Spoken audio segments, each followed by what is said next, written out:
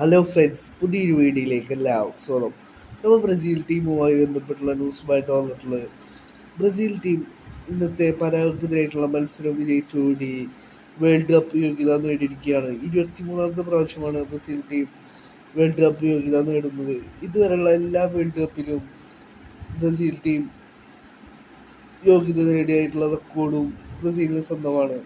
ഇപ്പോൾ ഇതാ ഫിഫ പ്രസിഡന്റായ ഇൻഫാന്റിനോ അദ്ദേഹത്തിന്റെ പ്രതികരണം അറിയിച്ചിരിക്കുകയാണ്. അദ്ദേഹത്തിന്റെ പ്രതികരണത്തിൽ പറയുന്നു, ബ്രസീൽ ടീമിന് എല്ലാവിധ അഭിനന്ദനങ്ങളും നേരുന്നു എന്നാണ് ഇപ്പോൾ ഇൻഫാന്റിനോ പറയുന്നത്. അവർ 23ാമത്തെ തവണയാണ് വേൾഡ് കപ്പ് യോഗ്യത നേടുന്നത്.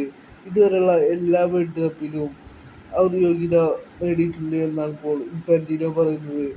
അടുത്ത വേൾഡ് കപ്പിൽ ബ്രസീൽ സ്റ്റാർ ഈ ഒരു ജനറേഷനിലെ സ്റ്റാർ പ്ലേയേഴ്സിന്റെ കളി കാണുവാൻ ഞങ്ങൾ എക്സൈറ്റ്മെന്റോട് കാത്തിരിക്കുന്നു എന്നാണ് ഇപ്പോൾ ഇൻഫാന്റിനോ പറയുന്നു, 6ാം കപ്പിനായിട്ട് ആഞ്ചലോട്ടിയുടെ കീഴിൽ ഫൈറ്റ് ചെയ്യാനിറങ്ങുന്ന ബ്രസീൽ ടീമിന്റെ കളി കാണുവാൻ ഞങ്ങൾ എക്സൈറ്റ്മെന്റോടെ കാത്തിരിക്കുന്നു എന്നും ഇൻഫാന്റിനോ പറയുന്നു.